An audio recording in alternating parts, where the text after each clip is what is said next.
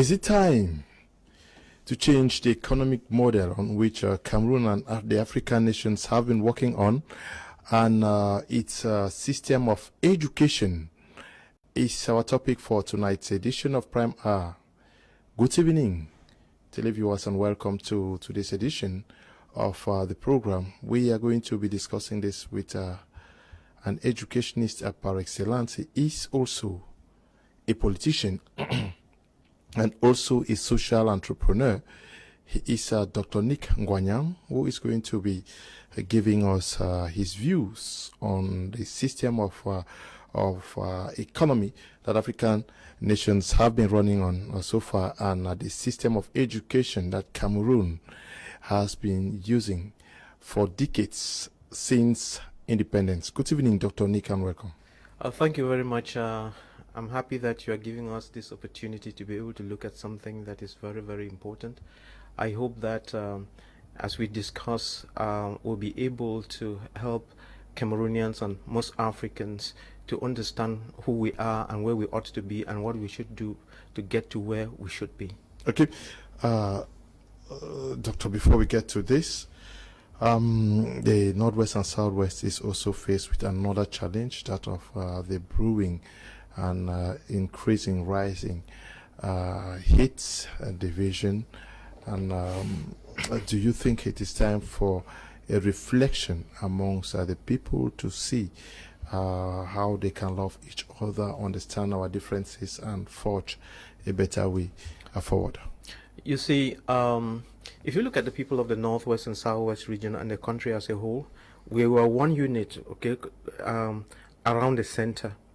And something happened, and we started to drift one from the other. And as time goes on, we drift more. And it's the violence, the hatred, and whatever that is increasing this gap. And like you've been saying on social media, we have to bridge this gap with love. There's no other medicine that can close this gap except love. The question you want to ask is, what is it that is driving people apart and causing all this hate speech that we've been saying? It's just that the human being, is born with a lot of wickedness. All right. The heart of man is desperately wicked. Wicked. Yes, it's wicked, and therefore, when that heart of man thinks only about himself, you would say these people are bad or something like that. Then when you have dealt with them and you go back to your small enclosure, then you will still see bad people there. So technically, when you are saying that some other people are bad or somebody is bad, in reality you are the one who is bad, and you cannot run away from your shadow. Let me give you a good example. For instance, we have a problem now, Anglophones and Francophone government. Let me not say Francophones, Anglophone and the Francophone government. And then the Anglophones are like, okay, you are very bad. Whether that is true or false, I don't know. But the problems start. Then the Anglophones amongst themselves start another fight. Oh, the people of the Northwest are like this, the people of the Southwest are like this. And then, so you now see that we've taken this fight back home. And to illustrate just how bad it is, if we say, okay, the Southwesterner doesn't love the Northwesterner, or the Northwesterner doesn't love the Southwesterner, let's see what is happening in our small homes. Let's go down to the Southwest. Let's just take them. Let's assume that the Southwesterners, they don't like the Northwesterners, Northwesterners don't like the Southwesterners. Let's go to the Southwest and see what is happening in their house.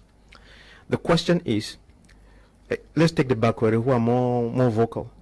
Do the Bakwere love all the other tribes in the Southwest, just like they love themselves? That's a big question we should ask. When you see like the sharing of posts, I would say, for this regional whatever, and some other posts and opportunities, you will see that the Bakwere tend to always try to grab the lion's share, and they wouldn't give. Probably they give a little thing to the. No, but they are not the ones grabbing. It is it's the head of state that appoints. No, wait. They are not the ones grabbing. Okay, but if somebody is giving, you say, no, why don't you think of our other brothers? You understand what I'm saying? You are surprised with an appointment. You have those things are not surprises. Forget it. They're not surprises. No, but we are painting a picture. What we are saying is that when you come to the Southwest, the Bayangis, I mean the Mafe people, and then the Bakwere, okay, they're probably the strong ones. I don't know who else is in Kumba. Probably the Bakosis and so on. The Bafors. The Bafors. Okay, they have this tussle amongst them. Okay, but come back. Just leave them and come back again. Even just amongst the Bakwere, I hear the Bakwere villages, they quarrel amongst themselves and so on. So it is ego, greed, and all these kind of things that is making all these fights. And when we go into this economic model and our school system, you realize that the cure to all of that problem is when we do it right. Okay, we are going to move straight to discussing what we have for our televiewers this evening. We start with the economic system. What is the economic system which African nations, Cameroon precisely, has been working on? To answer that question, let's first tell our listeners what economics is all about. Okay. And then we'll try to situate the economics in the realm of other things, so that we see how important it is. Okay. When you talk about economics, basically, it's about the market. Basically, it's about production. You are asking yourself the question, when I go to the market, what can I sell? You are asking the question, how do I earn money? That is economics. And in economics, you want to earn a lot, but not by cheating, but by doing things, working on principles. You want to earn a lot. You want to be satisfied. You want to be able to provide for your own needs. And in economics, there are only two types of goods that are sold. There's or items that are sold. There are goods and services. It doesn't matter what you think of. There will always be goods and services.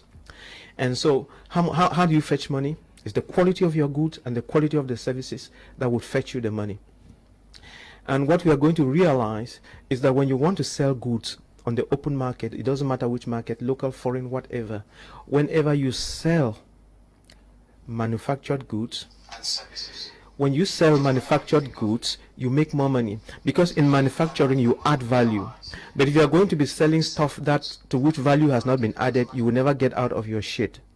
And therefore, these are the things we are going to be examining. And so, what kind of economy have we had since independence till date? And is the economy helping us, or is it hurting us? I mean, this model, is it helping us or is it hurting us? Why do we all have to change that model? If we must change the model, what must we do so that it changes? And to be able to understand that, we'll also be discussing a concept of entrepreneurship. And then before I give you back the microphone, let me just say that there are 5 ways of earning money. How do you earn money? There are 5 ways of earning money. 4 of them are genuine. 1 of them, you must be a thief. You know, you can earn money by being an employee, either an employee in a private sector or an employee in a government, and you're called a civil servant. That's number 1. Number 2, you can earn money or make money by being a self-employed person. That is, you put in your hours doing something, and then nature pays you, solving a problem, and nature pays you. Number 3, you can earn money by putting up a business. You know, you might employ about 50 people or more, and you put in a structure, and that structure, as it is turning, it means the dollars for you. That it produces money for you, whether you are there or not. You can be an investor. That's the highest level. And of course, you have investors of different categories. And if we mention people like Baba Dang Polo, like Dangote, then you can see the face of investment. But again, as I said, the 5th is the one that most people they hide behind that as business people, and they steal. Either they're stealing from the state budget, or they're stealing from their employers, or they're just doing something funny which is not clean. Okay, but can you paint the picture of how Cameroon's economy or other African economies have been running this far? Correct. Before we get lost into that detail, you can see that I'm hedging away from the question the way he's answering me. I reframe it, because you need to understand the big frame. And then when we go into this detail, then you will see how the detail makes the whole thing turn around. Okay. And for us to understand what we are going to be dealing with, we have to understand that when you put on your thinking cap, there are many ways of thinking. You have what we call analytical thinking. You have what we call system thinking, and then you also have what we call systematic thinking or iterative thinking. At all times, if you want to be successful, you must be capable of using these three ways and methods of thinking. Analytical thinking is that you break something up into its various components so that you can understand. In systematic thinking, in system thinking, you take the thing in its different systems and you see how they interact. If we are talking of systems, for instance, let's talk about a car. If we want to understand a car, we can take the car and break it up into its little components and just lay it in the yard. But we can also break up the car into its systems. Let's say the air conditioning system, the chassis system, the upholstery system, the lighting system, the cooling system, the steering system. You get the systems. So, and then afterwards you see how these systems are linked to each other. When we talk about systematic or iterative thinking process, we are saying that you always have to put your thinking cap all the time. You never stop thinking. Yeah, but Dr. Nick, you are somebody who is involved in business activities in Cameroon. Yeah. You have traveled the world. That's right. And you observe the way African economies have been run. Correct. Since independence. What is the impression you have? Good. Of it? You see, if I'm taking off trouble to explain this background, it's just that when we are coming to deal this one, people will be able to grasp it and know how I came to those conclusions and know why we must do the thing. If I just give you the answer, without telling you how, I'm trying to help people, because if they can follow what I'm saying, then it's also going to help them, you know, develop the entrepreneurial spirit and begin to think and say, oh, you said something new that I was not aware of, and so on. And it would allow people to step back a little bit and look and look at things more closer. For instance, let me give you a good example. Do you know that many MBA students don't succeed in business? We are going to come to that. Yeah, I mean, just because of some of these little things. Looking at our system of education, we are going to come to that. Before I get lost again, so I thought to talk to you about the thinking process. Now, there's another thing that we need to look at. Let's take Mr. Kum, or let's take a country like Cameroon. Kum, you are an individual. The country, as big as it is, but in reality you can squeeze it down to look like an individual. So you can talk of the individual called Cameroon, the individual called Nigeria, the individual called Egypt or South Africa. Are you getting me? What is his behavioral pattern? How does he think? How does he function? Now, when you look at the country has got two major things that run it. You have politics that run a nation, and then you also have economics. These two things. These are the two things that run a country. But in Africa, we are aware of politics. Even the politics we are aware of is not good. I would explain to you. We are aware of politics, and we are not aware of the economics. So when you hear people, they will spend hours and hours, you know, on social media, on television, and debating about this politician, talking politics from morning to evening, but nobody mentions the economics, because that's something we don't know. Is it making some sense? Yeah. And today I'm trying to raise up awareness of this pillar called economics, so that once we understand and begin to do something about it, the importance we give to politics would drop, things will be balanced, and we'll begin to see where the problems are to fix them. Now, that said, we have politics over here, we have economics over here. And in politics, what is politics? His Eminence Christian Cardinal to me helped me to understand politics. I define it in the most simple, basic terms. In politics, you come together and put policies. Politics, you use politics to put together policies on which the nation is run. And in that politics, you make sure that the policies you have put in place are respected to the letter. That is politics. We might make it dirty. That's another story. but politics is supposed to be like that. Now, and in politics, one thing that is very clear in politics for us to understand where we are going is the concept of independence. I'm going to define tonight two concepts related to independence. The first concept of independence, as we'll discuss it here, is when a country is born. It doesn't matter which country, the day you get your independence, for us Africans who were colonized from your colonial master, that's your day of independence. And you are given a certificate to say you got your independence on the 1st of January 1960. Now, so just like Mr. Kum, your mother gave birth to you, I don't know when, but let's say it was on the 3rd of March 1980 or something, okay? That was the day you were born. But Mr. Kum needs to get a second independence. He needs to get a second independence. And just like any country, every country has got to get that second independence. And that's where Africa is failing. Africa is not aware of that second independence. The first independence is given to you. If you fight for it, fine, you get it. Or you don't fight for it or something, it comes to you because somebody agreed to give it to you. But the second independence is something that cannot be bestowed on you. It's very, very, you cannot, it doesn't matter, you have children, right? Yeah. It doesn't matter how much you love your children, there's no way you're going to give them economic independence. If you are rich as Dangote and take your money and give to one of your children who is irresponsible, the wealth will go away. Your child will never have economic independence. Is it making some sense? So we are saying that you went to school, you got trained, you were disciplined, you followed some principles, and you worked hard to become productive, to break that umbilical cord between you and your mother or your father's house, and to become productive in the system and start feeding other people. That is the second independence, which is very, very important, and that is what Africa lacks. So the question is, why are African countries not doing that? Why are they not getting that independence? You do realize that in America, in Europe, when a child is 18 years old, it doesn't matter even if it's Clinton's daughter, when she's 18 years old, she leaves the house. Even if it's Barack Obama's daughters, you go to a restaurant and you wash dishes.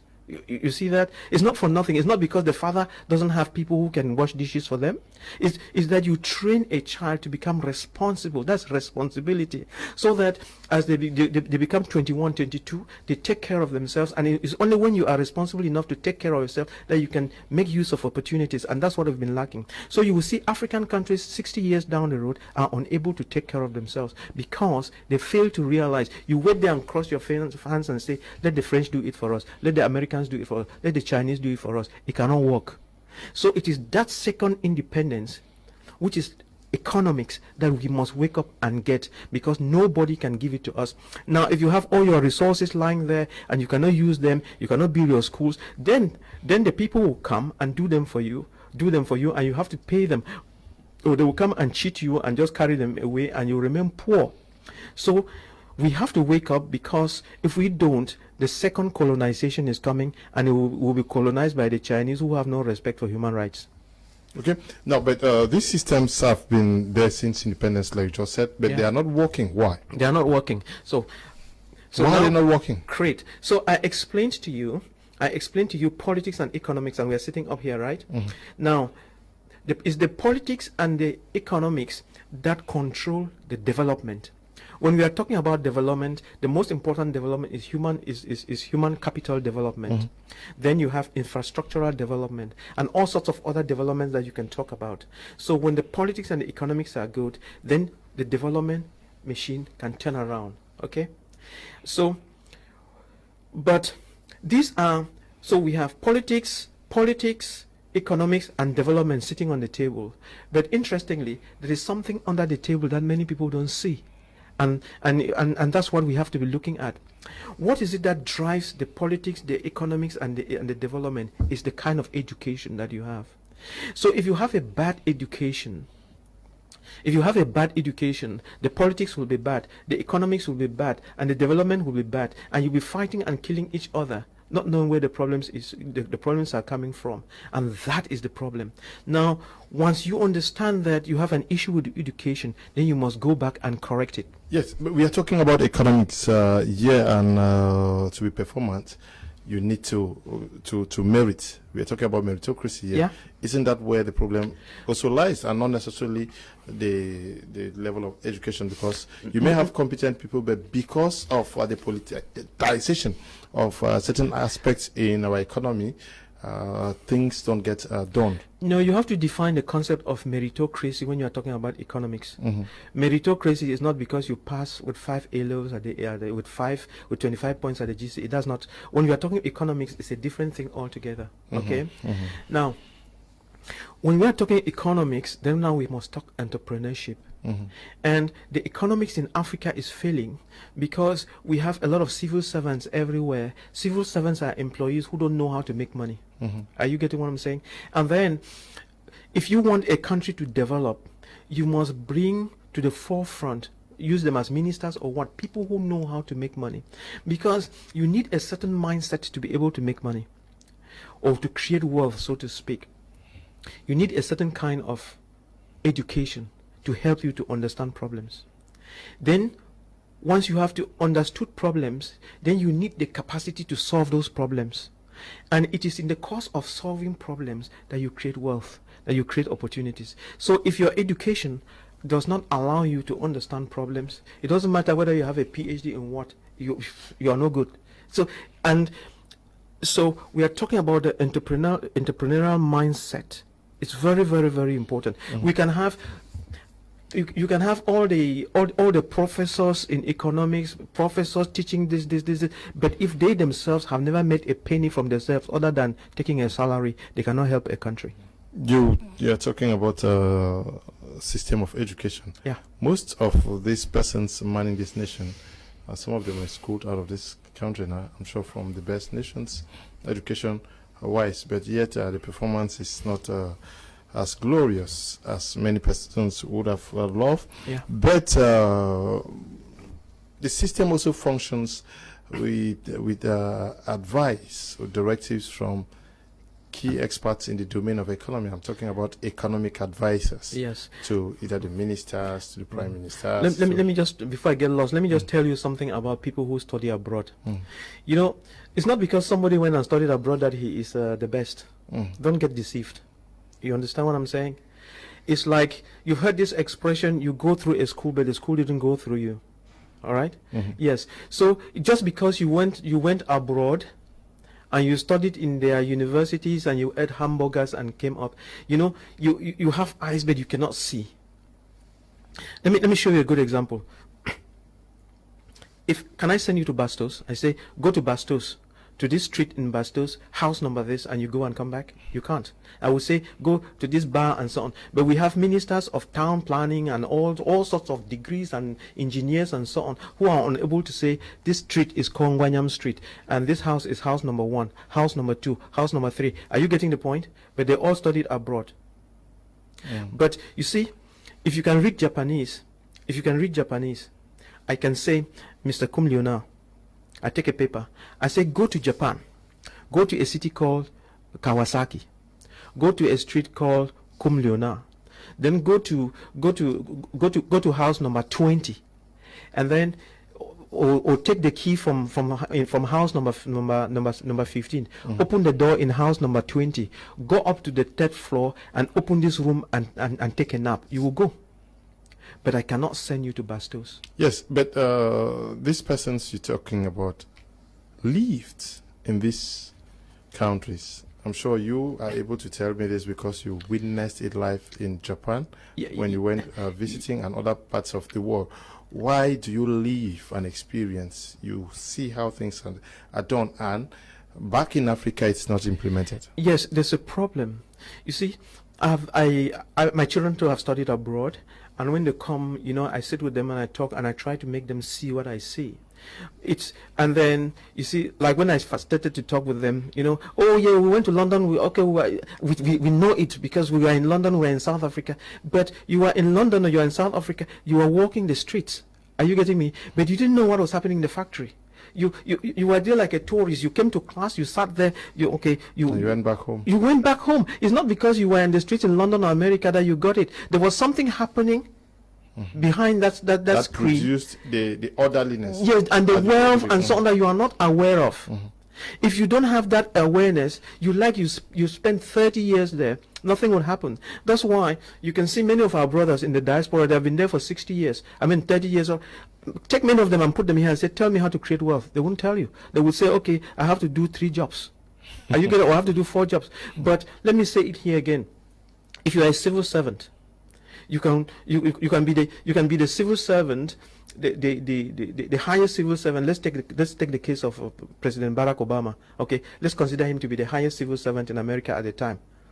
But he's not a rich man. President Barack Obama make money by selling his books. Are you getting what I'm saying? But as a salary from government, nothing. So if you want to be rich by earning a salary, the only way you can be rich is to be a thief. So that's not the way to do it.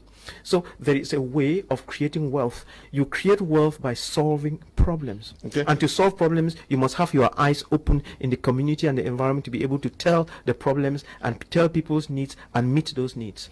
Yes, you did not tell why our economists, we have economists in Africa now. Yeah. Why are they not directing our presidents and ministers Good. to do the right thing? Good. This is it.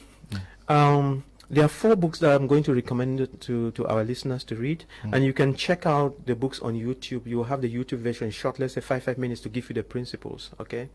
And if you don't read these books and you try to understand them, you will never know why. And I will tell you that, working in Bamenda as a surgeon, I had to go to the Commercial Avenue and then buy some O-level economics books, and I came and sat at my table and started to read them to be able to get the principles of economics, so that I can understand what is going on around me. They will talk about simple things like demand and supply curves and so on, and we can laugh about it, but it's a principle. If you don't know it, you're not going anywhere. No, but this is the thing. There is this book, I'm sure we've talked about it before. Think and Grow Rich by Napoleon Hill. People need to read that book. There's the other one, There Is No Excuse by Brian Tracy. Because in that book it will tell you that people give 1,001 excuses for failing or for not doing something. But in all of that, only one of the excuses is valid. The fact that you lack self-discipline. So if you are failing for any reason, check yourself. Don't blame others. Then there's the other book, The 7 Habits of Highly Effective People by Stephen Covey. Now he's got another one called The 8 Habits. I think the other one is just time use, how to use your time. And then the book that actually blew my mind off and then got me thinking and understand and got me to understand many of the things that are happening is this other book written by Mr. Robert Kiyosaki. The title is Why A Students Work for C students and B students work for the government. So once you can read that book and understand what he's saying, then you will understand everything that is going on in your family, in your country, in the world. Because people are boxed up, and once you understand what drives things, then you would understand why a professor of economics is poor.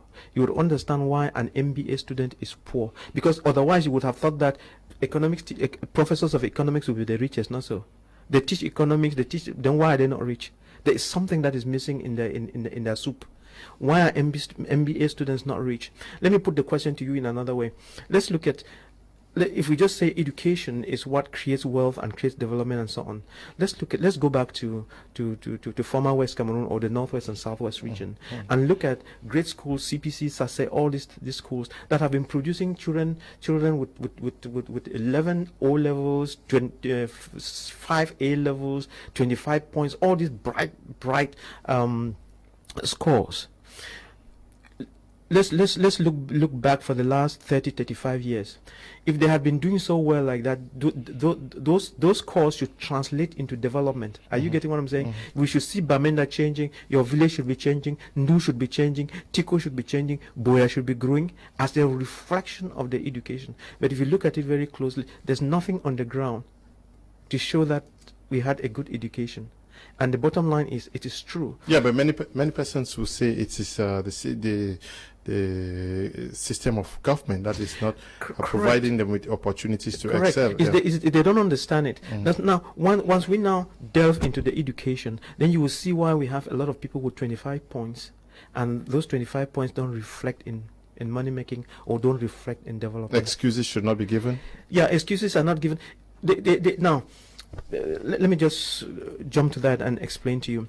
When you read that book, Why A Students Work for C Students and B Students Work for Government, Robert Kiyosaki would say something. Let's first define who an A student is, who a B student is, and who a C student is. The A student is that student who is always passing his exams, is doing very well, and at the GCE at the GCE he got from 20. He's situated between 15 to 25 points. That's an A student, right? A C student is the one who has been struggling along. He got his 2 papers, 3 papers, and he has around 7 points, at the GCE. A B student is the one who has 12 points. He's just in there. All right. They have a certain mindset. The C student has something going for him that the A student doesn't have, which is very, very important in life. I'm sure you've heard of some students who have been so bright in secondary school or something that they fail an exam and they commit suicide. That is the problem with them.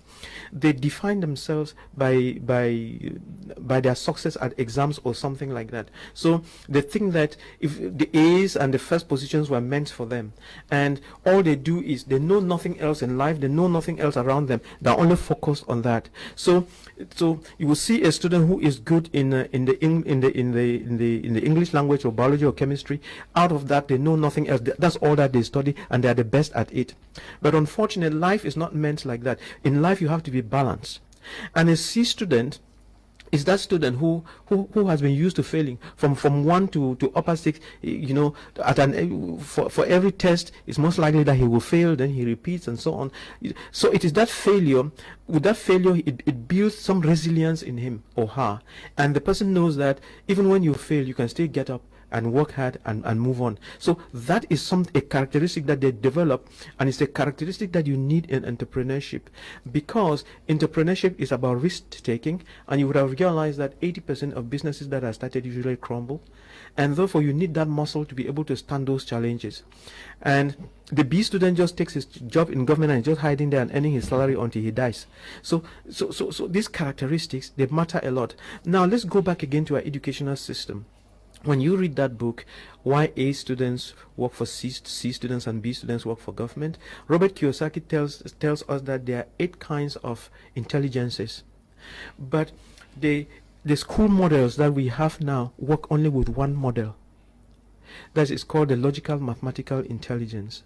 So the other 7 are wasting. No, they're not wasting. Our systems are not aware of their existence. Okay. You've heard about the concept of IQ, right? Do you know what an IQ is? Have you ever tried to find out what IQ is?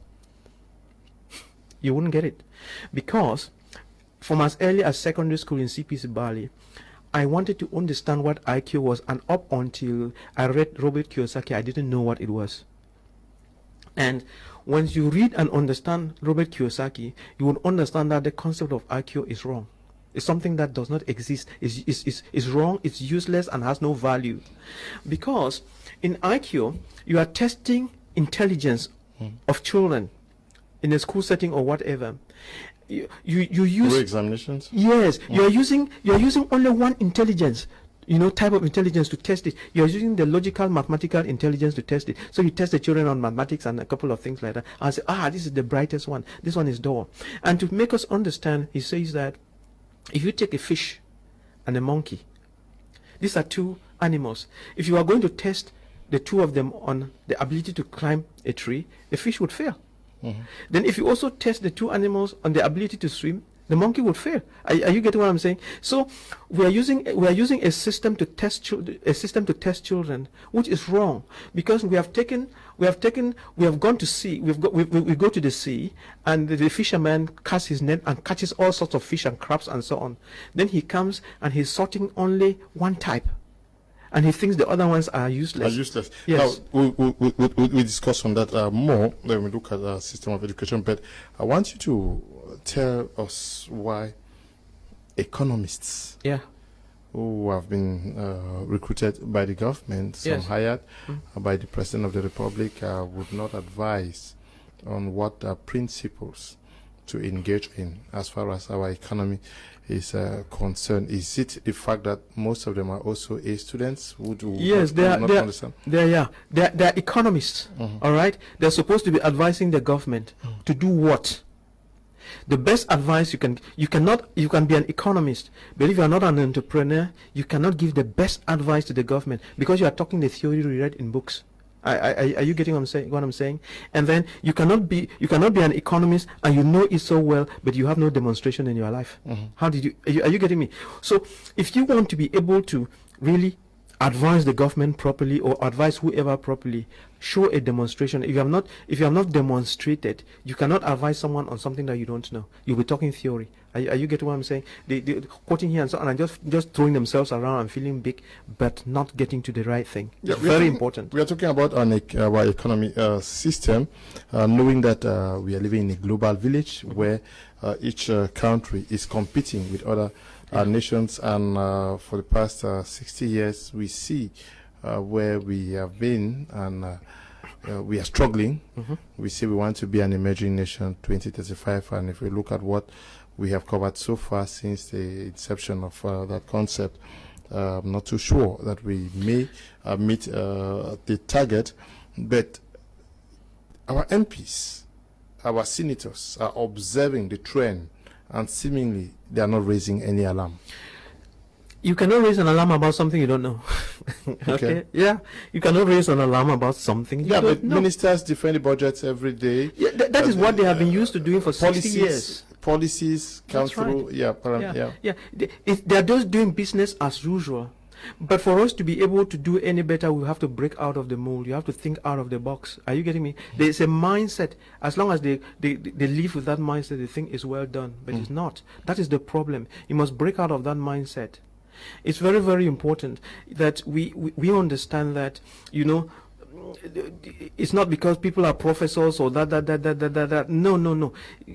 Helping the nation to move on, we must break from a certain mindset and educate our people based on certain things. Now, you have to, like you first said, we are in a global village and countries are competing. I read something very interesting on social media, which is true. When you have, like, President Macron, who is the president of France, he's not the president of Cameroon. And therefore, when the French put him there, the French expect him to be able to solve their problems and get their country as rich as possible. So President Macron will do everything to make sure that the economy of France is good. And if there are things that his people need in France and they are elsewhere in the world, he'll go and get them for the French people.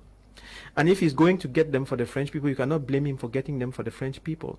It's left to you to be able to do your own homework. He was not put there to be solving your problems in Cameroon. No, you have to wake up from sleep and solve your problems. If you think that is President Macron who will come to Cameroon and solve the Cameroon problem, it's a lie. If you think that it's the American president who will come and do it, it's a lie. You must do your own dirty homework.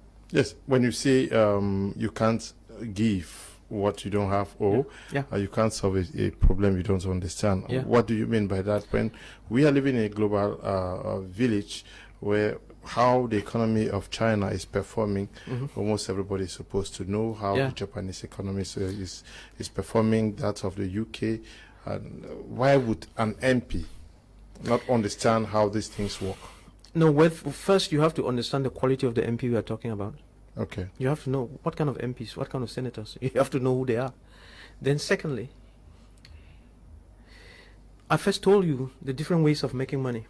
I told you about the civil servant or an employee. If you check very well, if most of those senators, ministers, call them whatever, if they have a civil service mentality or an employee mentality, they cannot understand wealth creation. You understand what I'm saying? Those professors and so on, everybody falls into that first box. All they're looking at is, what is my salary? Waiting for the end of the month, whether they work or don't work. If you have that mindset and you think that it's about salary, you cannot think out of the box to know how things work, then you cannot solve the problems of the nation. Okay, let me take two messages and then we continue. This one says, what Dr. Nick is explaining is very important. He's like saying that you should not send a duck into an eagle school. Collins is writing from Yaoundé. Good evening to you.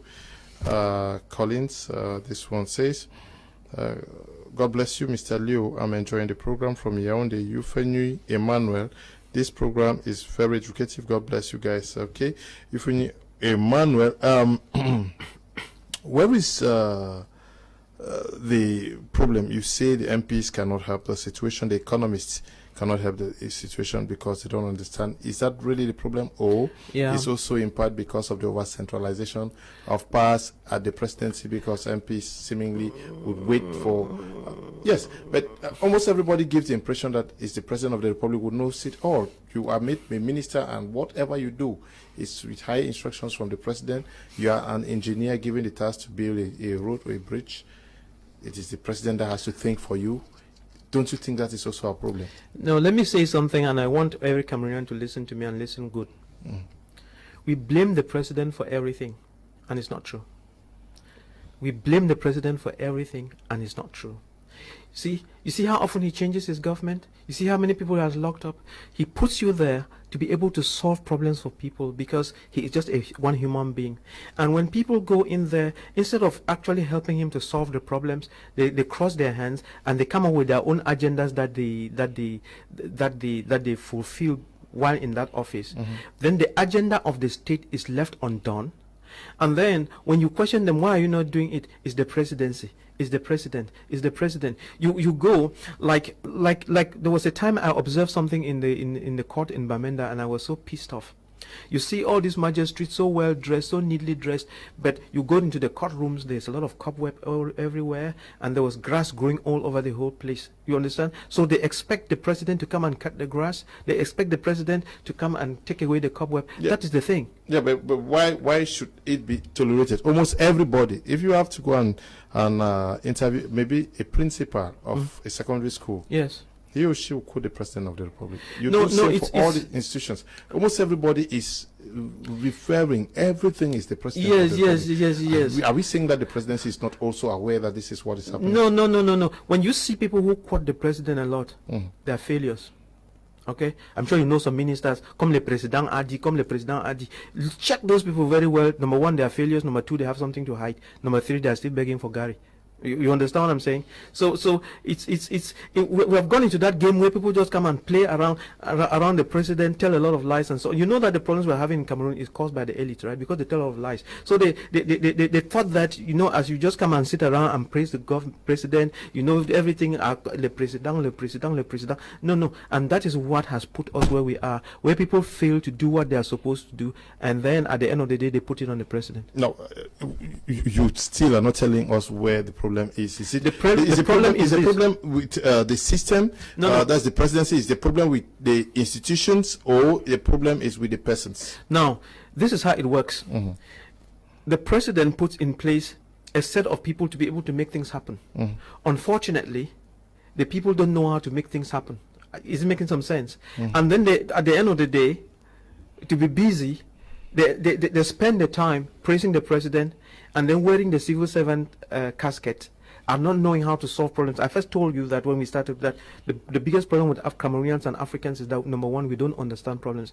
Because it doesn't matter what post you are given, but if you don't understand problems, you don't understand them. And you cannot solve a problem that you don't understand. It's just these basic principles. Are you getting what I'm saying? If you can understand why a professor of economics is poor, if you can understand why people who have studied MBA can't even make a business run, then you understand why nothing works.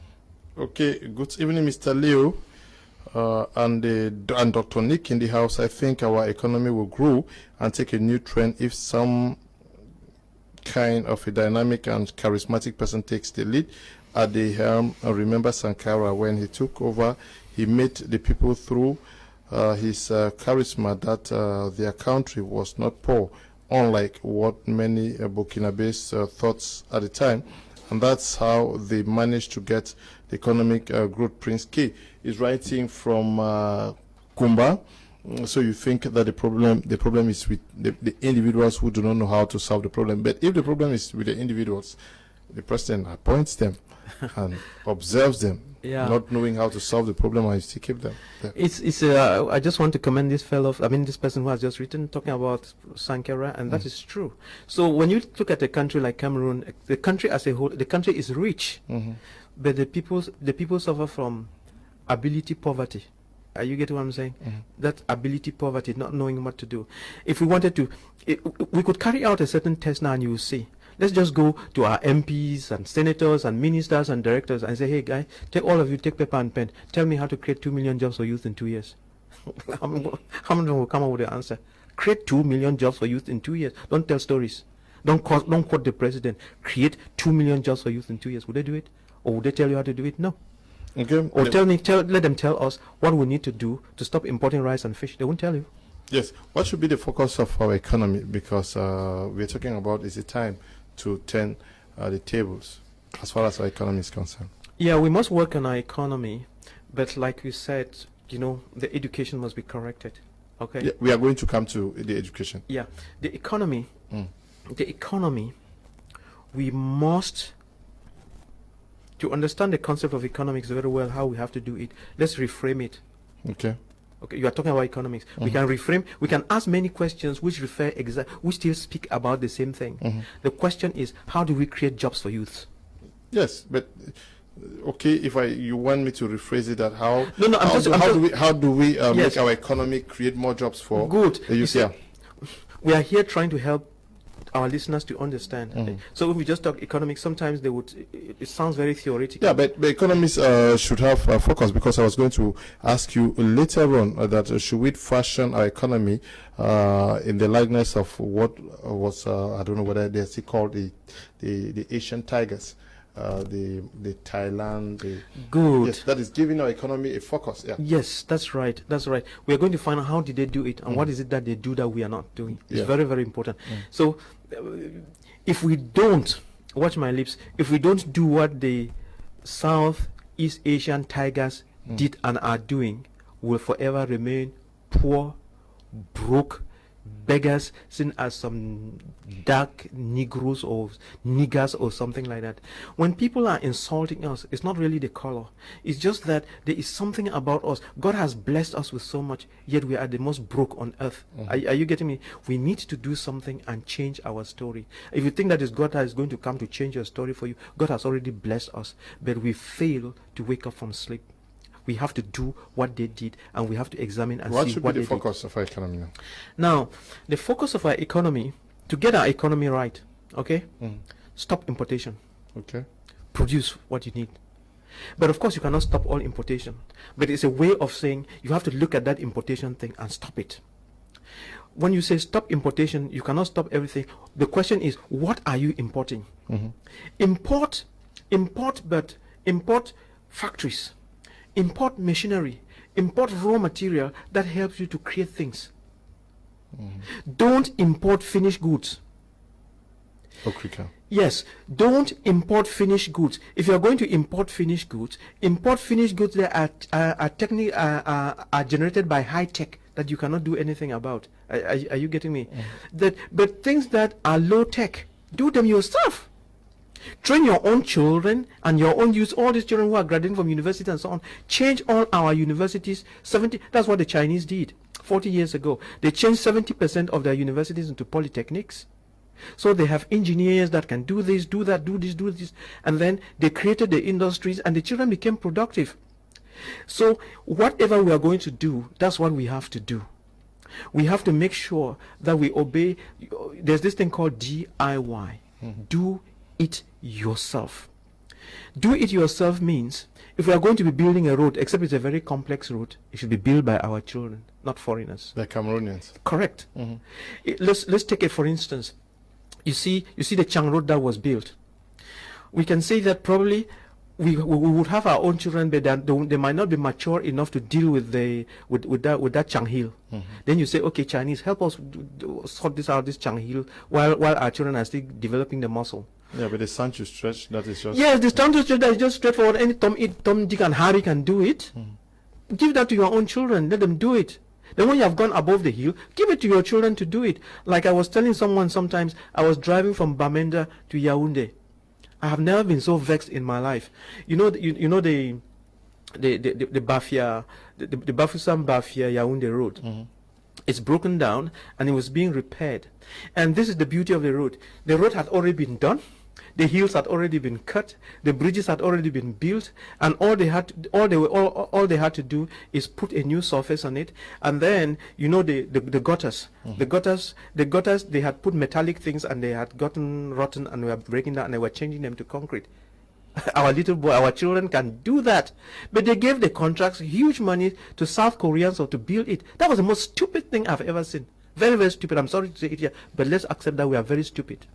Okay, so and then of course you build the what do you call it, the Palais de Congrès. The Chinese built it 30 years ago, and 30 years after they want to come and change the ceiling again and put paint. What a shame. They're building our National Assembly. Yeah? Oh my God, what a shame. Yes. Okay. Can we adopt our economy to meeting African demands? That is refocusing our production. Yes, towards meeting the demands of Africa. For example, Nigeria is a very huge market. Yeah. We have the East African market and a lot of. Is it time to also find out what they want and see how we can direct our production? Yes, we have. You've heard of the Continental Free Trade Zone. That Continental Free Trade Zone, if we don't change the mindset and do what I'm saying, is useless. Because up to now, when you say trade, it means you're going to be selling and buying something. And you can only sell goods and services. The question is, what have African countries got to sell to each other? Nothing. Nothing. Yes, you have timber. You have oil. But Central Africa doesn't want to buy Cameroonian timber. What are we doing? What are they doing with timber? Are you getting what I'm saying? But they have needs. They have needs. And we have needs.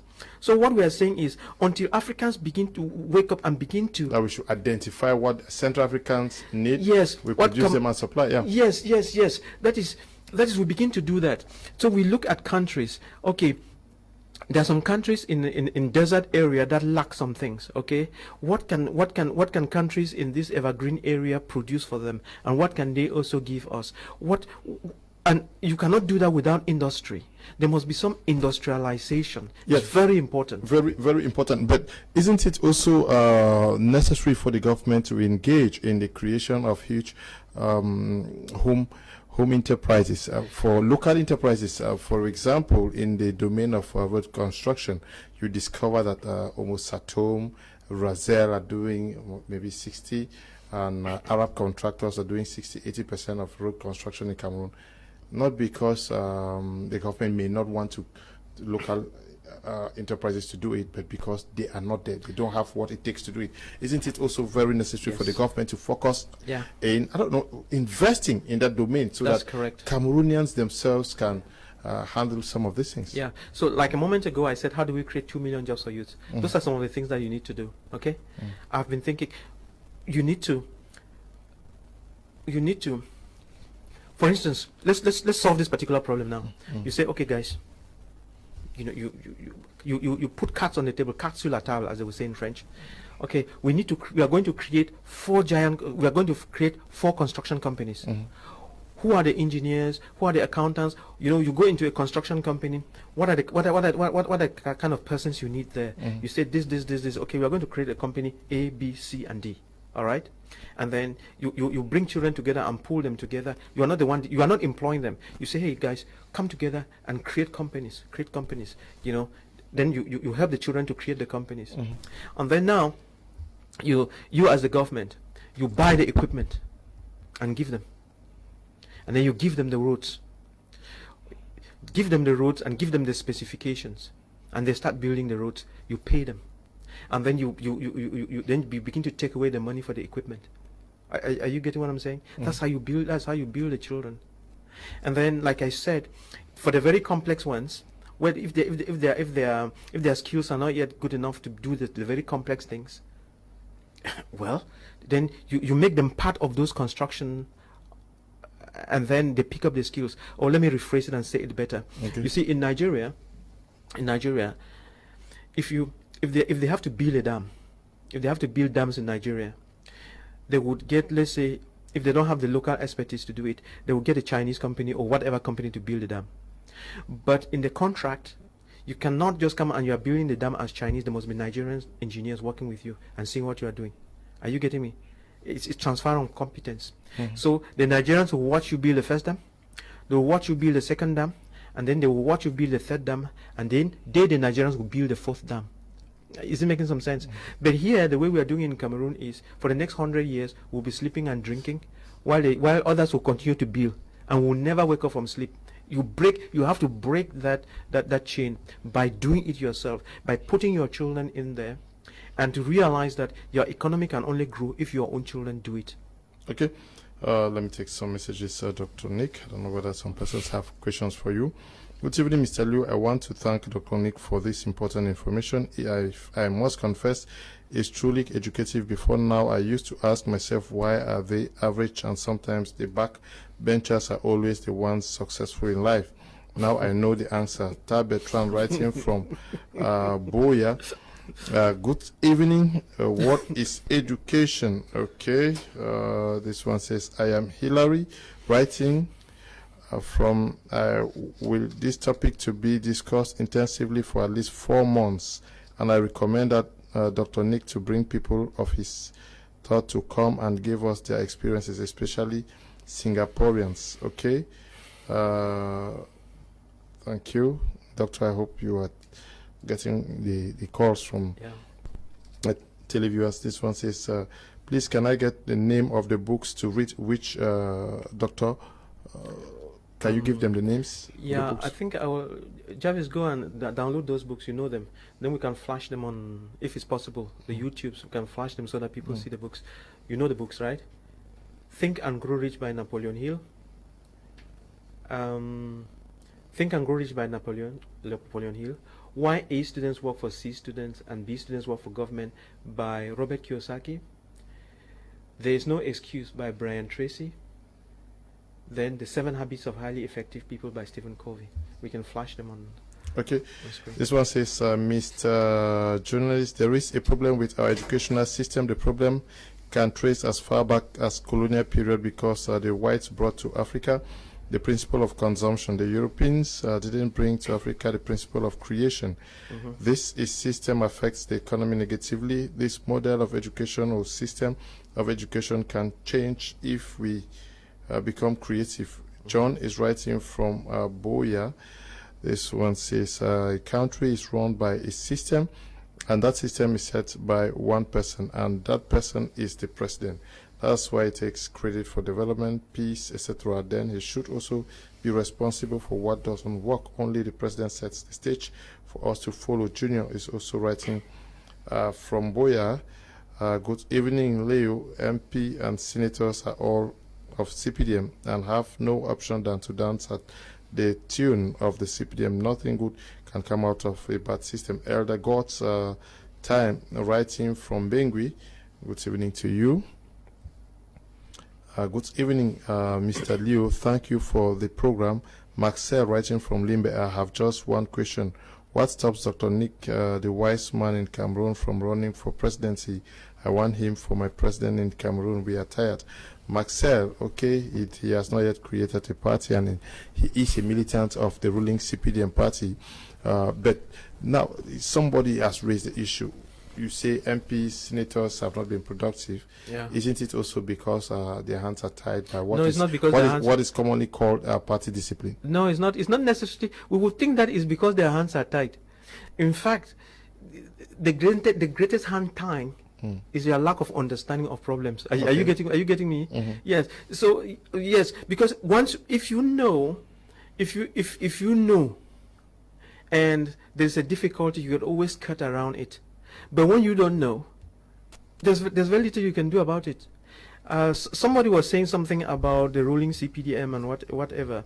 I would also like to say something here that I said a few days back. I made a slide to say that once you have understood these things I'm telling you, if we don't correct them, if you like, you replace the CPDM with MRC or with the SDF or with any other party that you like, or with Chiroma or whoever, nothing will work.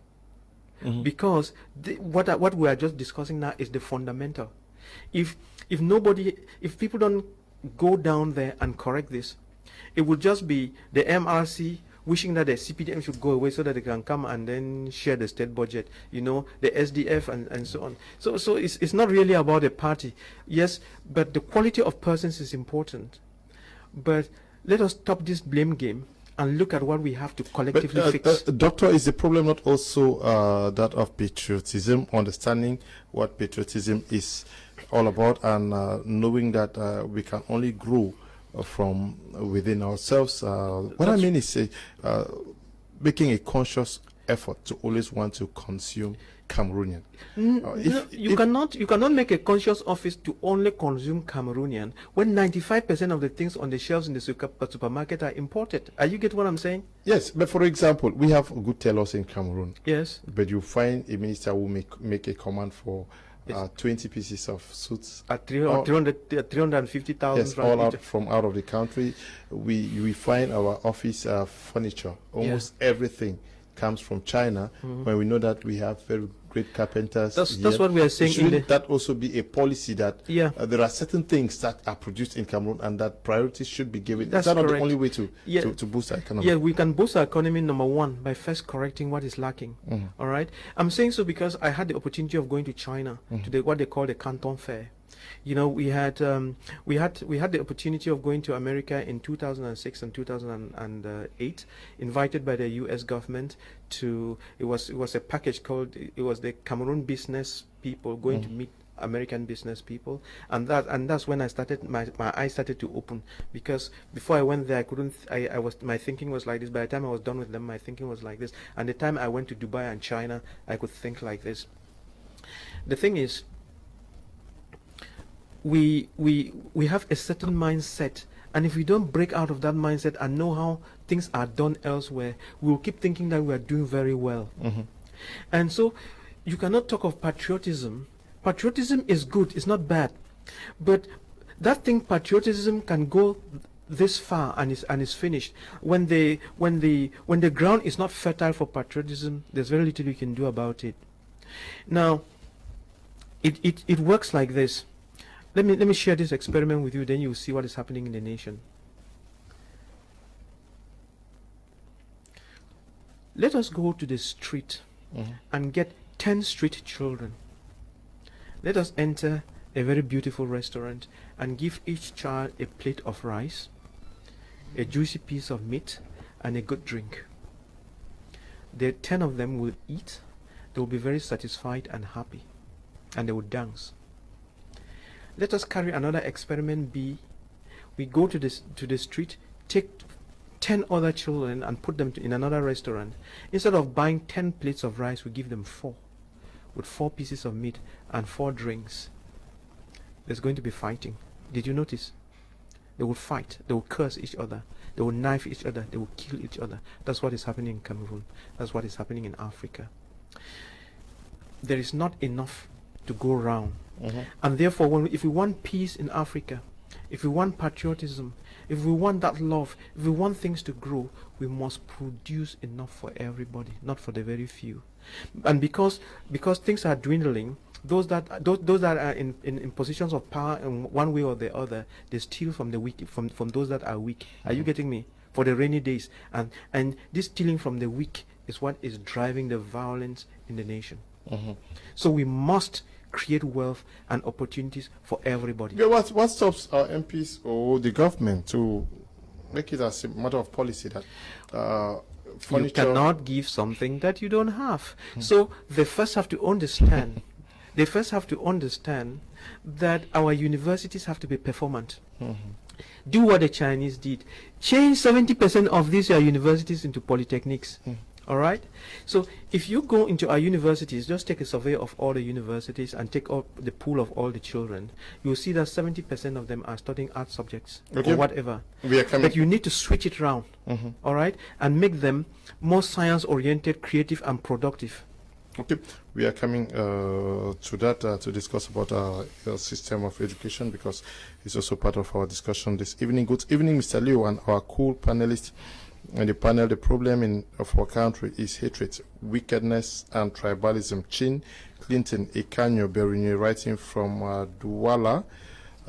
This one says, good evening, Mr. Kum. The CPD man is talking some sense. I love this statement of the Chinese constructed Palais de Congrès.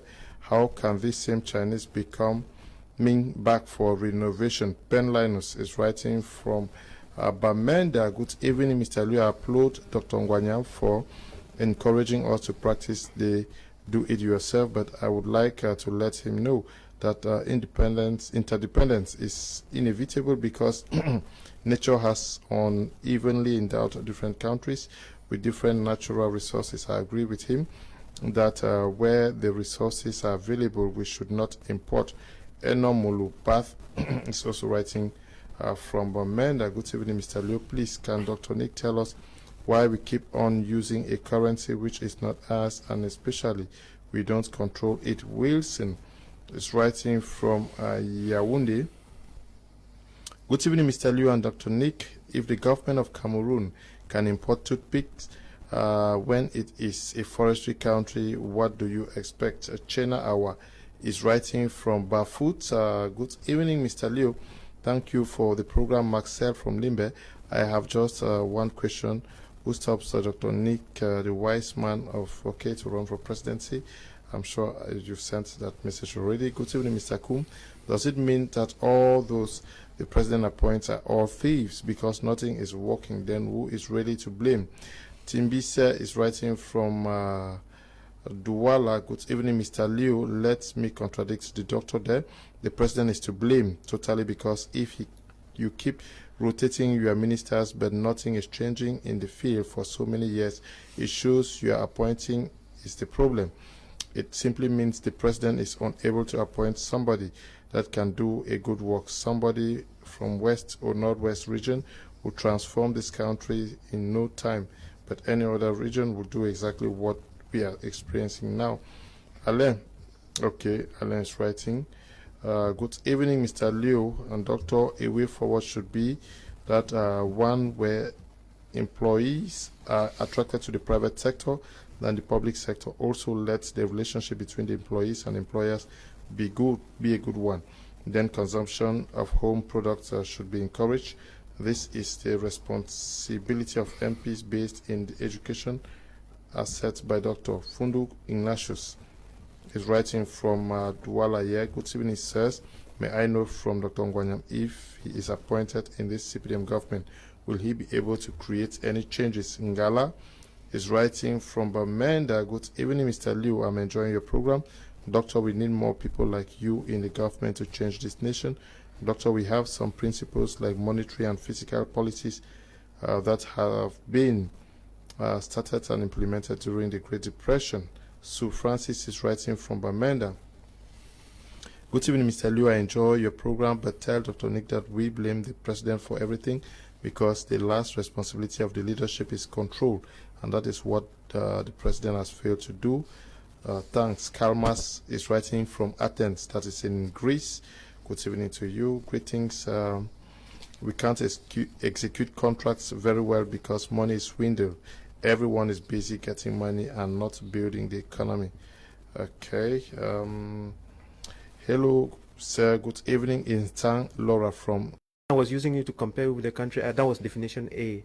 Now let's talk about this other concept that this gentleman talked about, which I was going to forget. There are these three words that we must be aware of. There's independence, there's interdependence, and there's dependence. Now, when a country is productive, that country is independent.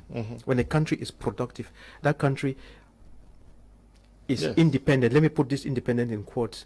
Let me reframe it again. Let's ask a question. Is America independent? We can say yes in quotes and no in quotes. Is France independent? Is China independent? No. That word independence in reality does not exist. No, that word independence does not really exist. But we have two concepts, interdependence and then dependence. So when you take Europe and America, or America and China, they have interactions.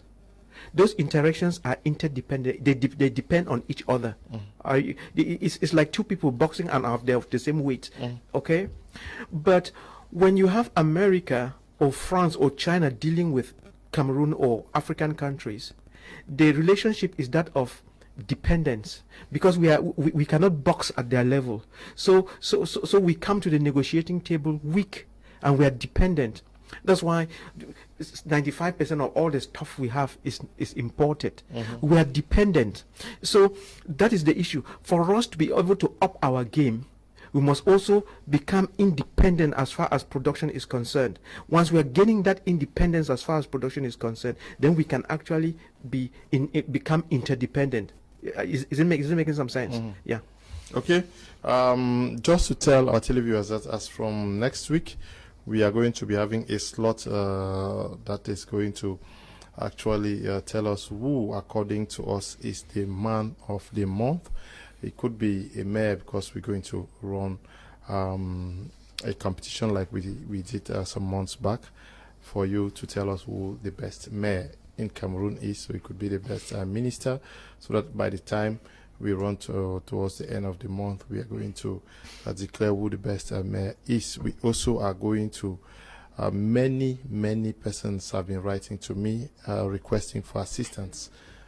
I don't have money, but I think that together we can assist some persons. So every month we are going to decide on what to do and how we can assist persons. So anybody, I'll look at those who have been asking for assistance. I'll come up with a list, and every month I'll ask all of us to see in what way we can assist them. Let's move on with our discussions with whether it's time to revisit our system of education. What is fundamentally wrong with our education? Right. Let's ask the question, what is education, for starters? Okay, yeah. You see, when a child is born, it's just like a computer that has a virgin hard drive, and then you have to feed information into that hard drive. You have to train the child. You have to teach the child stuff. So the child has got to acquire knowledge and understanding from the environment. The child has got to acquire skills from the environment. And it is when the child puts these things together, then the child will be able to think. And in the process of thinking, will be able to understand problems and think through the problems to understand them very well, and then can think out solutions. And then in so doing, the child can become very creative. So technically, a good education allows us, number one, to become very creative with the abilities to create problems and generate wealth. Number two, a good education allows us to get a good character, because if you can be the smartest person with a bad character, then you are very dangerous for the community. So you have got to have a good character and a good attitude. Let's talk about holistic education. Yes. Why so? Because 75% of your success, Mr. Kum, is 75% is due to your character. 25% is due to the PhDs, and you can have even 10 PhDs, whatever. How to live with others. Then you have to pick what we call soft skills. You know, the soft skills that allow you to, communication skills, driving skills, all these skills and so on. So it's a holistic kind of thing, okay? And agriculture has to be a backbone of every child's training. It's very important. So it's a combination of all these things. Okay, it's a combination of all these things. But when you look at our system of education, you see the graduates, you see the trends, you see where the government is focusing when it comes to education. Our education ministries have, I'm sure, one of the highest budgets. It's a wasted. I'll call it a wasted budget. Yep. I don't know whether it's wasted. It's wasted. Yeah. Where are we missing the point? We are missing the point because, again, as I said, there's something that we are not getting right.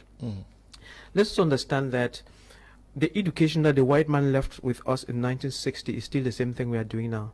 And in the meantime, what the white man was giving us in 1960 was not what he was using.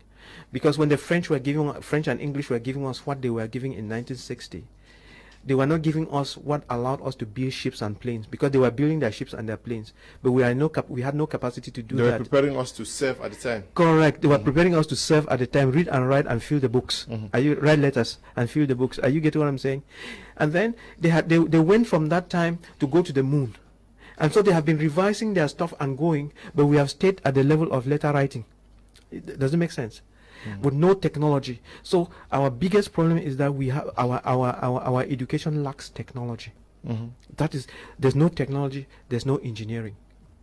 These two things, no technology, no engineering. And until we inject this ingredient that is missing, we'll continue to cry foul. You've talked so much about entrepreneurship. Yes. Entrepreneurship. What is entrepreneurship? An entrepreneur is someone who lives in the community with his eyes and brains open. You are able to see what the needs of the community are. You are able to see what is going wrong in the community. You are able to see what is being imported that you could have produced here. You are able to see all these things. And then when you see people complaining a lot about something, you step back and say, how can I fix it? You know, but fixing is not easy. That's why it calls for analytical thinking, system thinking, and systematic thinking to be able to see, okay, how can I fix it? Who can help me fix it? And fixing it, what must I do? So you come up with a business model to be able to fix things. Are you getting my? And it is in the course of fixing things that you create wealth. So nature, mark my words, I'm saying nature, I didn't say the government. Nature pays the entrepreneur for solving problems. For instance, there's no housing in Douala. So an entrepreneur comes and says, okay, there's no housing. How can I provide housing, cheap, affordable housing for people? He builds the houses. Not the government that's going to come and stay there. People will come and stay in those houses and pay him. That's an entrepreneur. But before we get lost, let me try to show you, let me try to help you understand the difference between who is an entrepreneur is and who he is not. There are so many people in GCAM. I think there might be so many people in GCAM, but all of them are not entrepreneurs.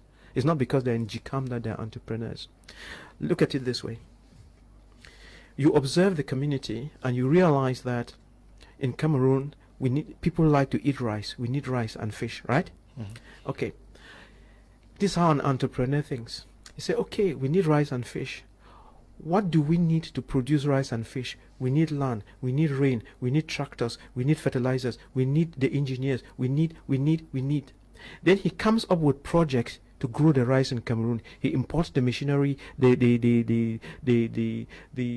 whatever, les entrants, whatever he needs to get the rice going. And if he thinks that he needs to train people, he will put children on the plane, take them to India or Thailand and train them on how to grow rice, brings them here and throws them on all the planes and so on caterpillars running all over the whole place and growing the rice we need. Are you getting what I'm saying? And then he supplies the market with the rice. But a businessman who is just interested in money doesn't think like that. He takes the hard-earned currency and buys Chinese rice and feeds the people. The two persons have fed the community, but the first one who used what he has to feed the community and to generate wealth is an entrepreneur. This other person who just buys rice and sells is Goes to Thailand, and buys rice. Yeah, he's not patriotic. He doesn't love his country. You know, he can be very rich, but just being rich at the expense of ruining a country is no use. So you see, he is buying a lot of rice, and if you look at it on the surface, oh, he's helping a lot because he feeds the people so they don't go riot and so on. He's giving rice and so on, but in reality, he's killing the nation. Did you get that? The same holds for fish. Yeah. So this is it. So you will see somebody who has been importing rice or fish for 30 years, but in real terms, he has never generated $1 for the nation. All right. But when he is buying the rice and fish, he is taking the dollars from the state treasury and throwing them away. But the question you want to ask is, how did the dollars get into the state treasury? It is that mama who is growing that coffee, that mama who is growing that cocoa.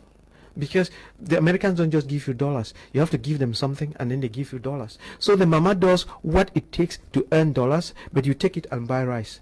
Are you getting me? So this other person is not an entrepreneur. He could be very rich, but he's not an entrepreneur. So if you're one of those persons who brings in, even you bring in 10 containers of manufactured goods from China every day, and then you pay the most custom duties, you are killing the nation. Now, this issue of entrepreneurship has been the cry of the nation for many years, saying that most of the students study arts subjects, history, geography, and a host of others that do not readily help advance things in the nation. So we saw the mushrooming of professional institutions across the nation under the guise of teaching children how to create jobs and not job seekers. Have they succeeded to do that? You know, everything has a growth curve. And what you would realize is that when these schools were started, most of the teachers who were teaching in these schools were borrowed from the state universities. So they came to these schools and were doing exactly what they were doing in the state universities. Are you getting me? Has it changed? Yes, but these private higher institutes were supposed to be doing something different.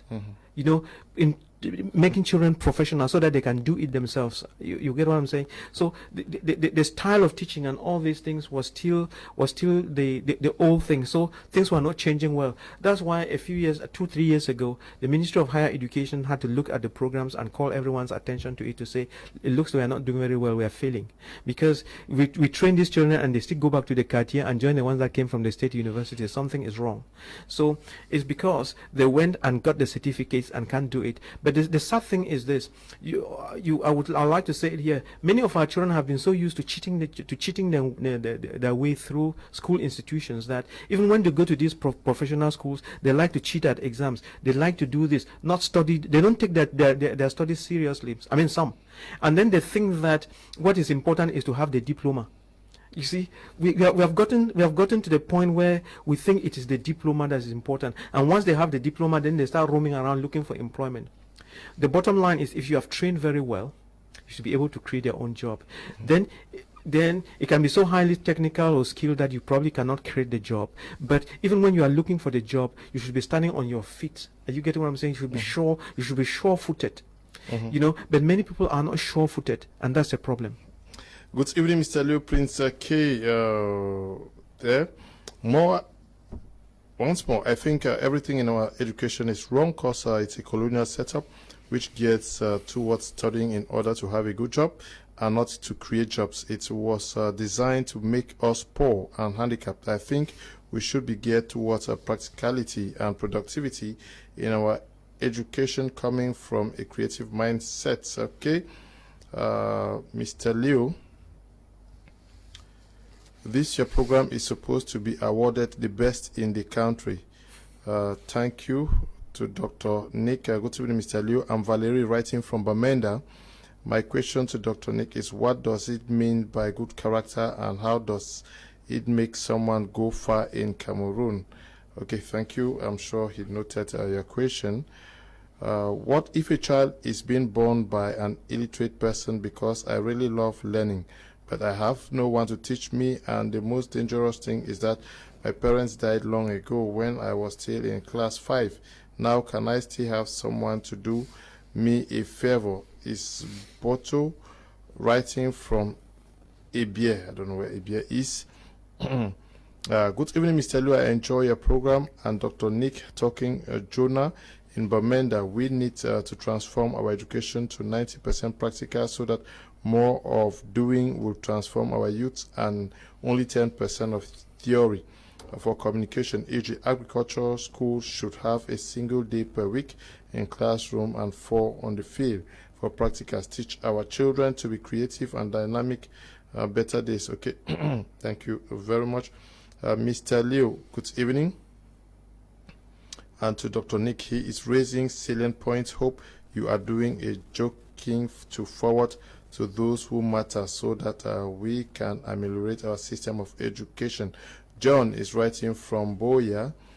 Good evening, Mr. Kum. I'm enjoying your program. I would like to ask Dr. Nick why the government and school proprietors are afraid of the educational forum. Again, does he pay the right salaries to his or her teachers? Fundem is writing from Bamenda.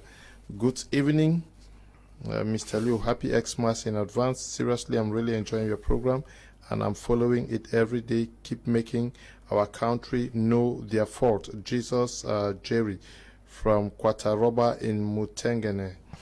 Happy Xmas in advance to you, Jesus too. Dr. Nick, what you are saying is true. Africa education system is not good.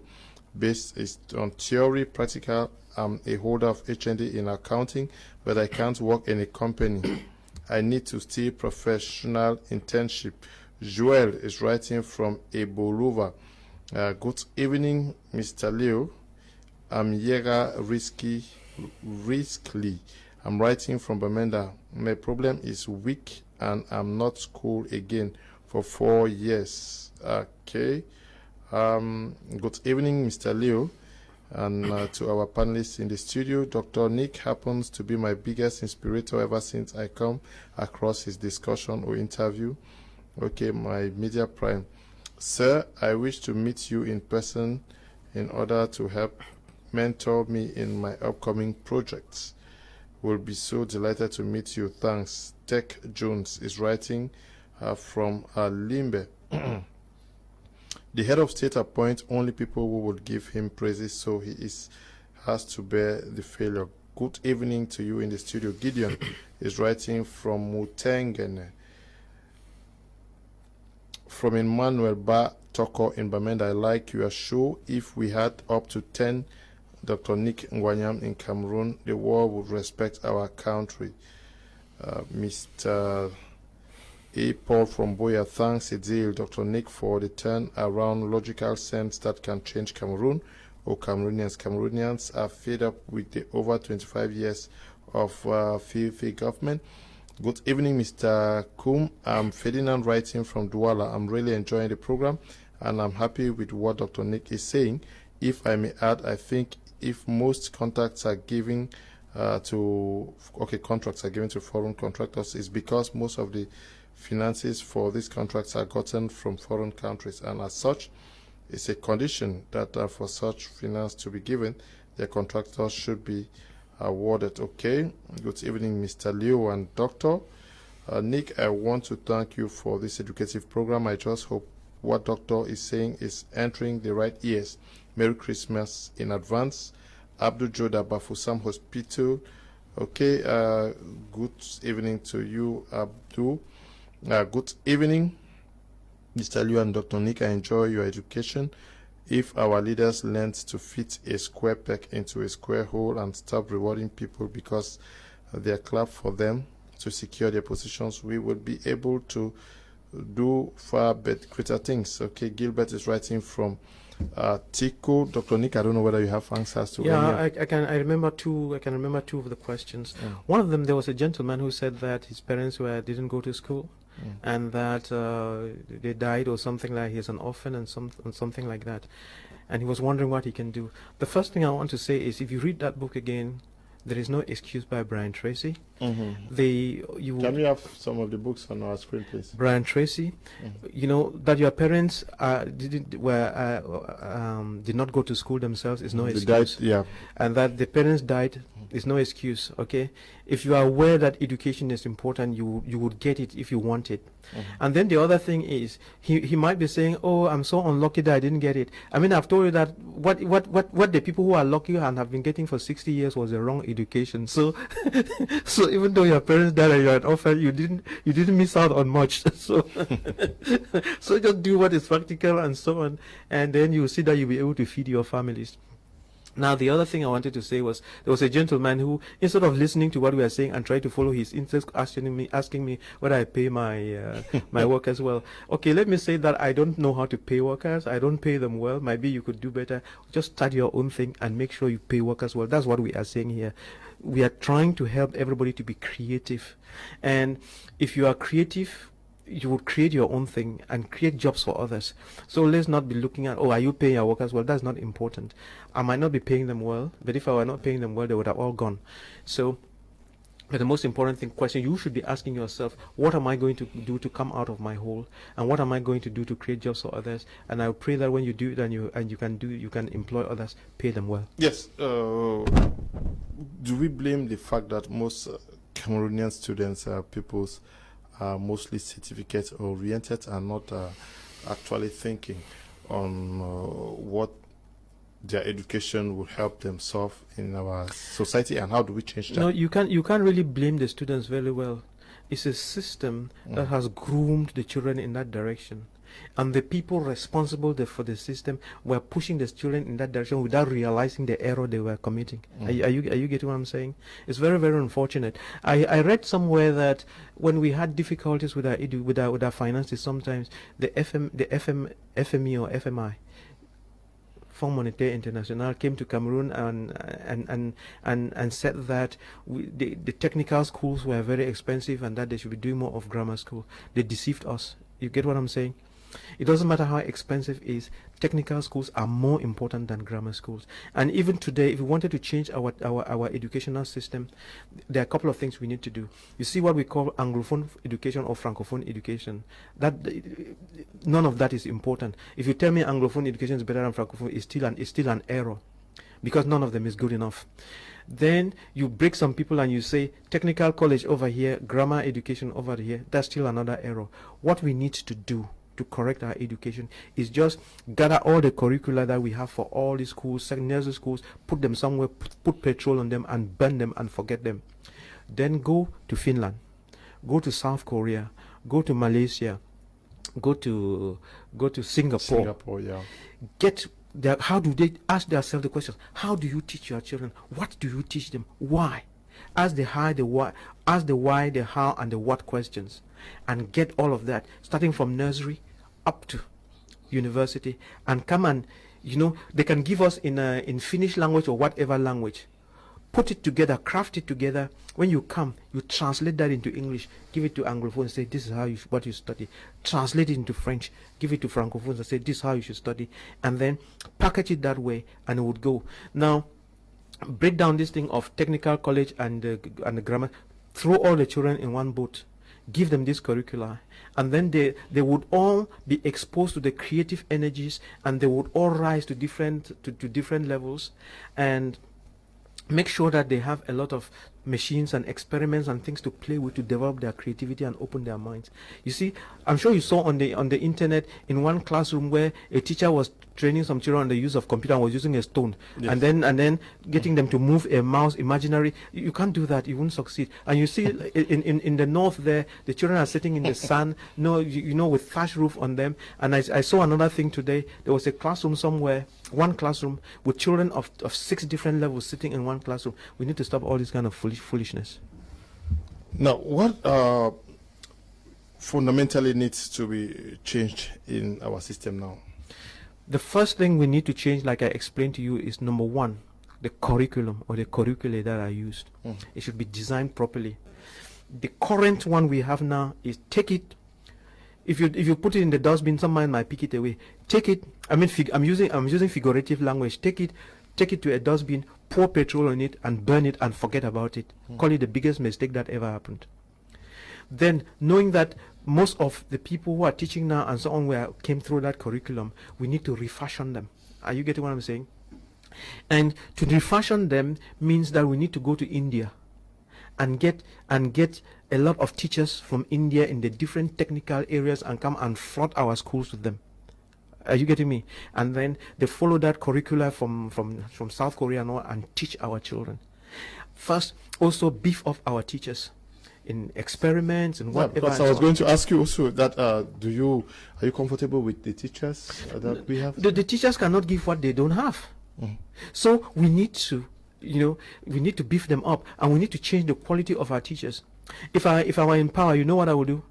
You see, like the concours into ENS. I will not have A-level students writing that concours. Because we have a lot of useful material out there. We have a lot of children who have graduated with first degrees and masters, and many of these degrees that have no jobs. If you go to Finland, the teachers in primary school, the least they have is a master's degree. Okay? So what you want to do is get all these teachers, especially those that have studied science, technology, engineering, and mathematics. All right?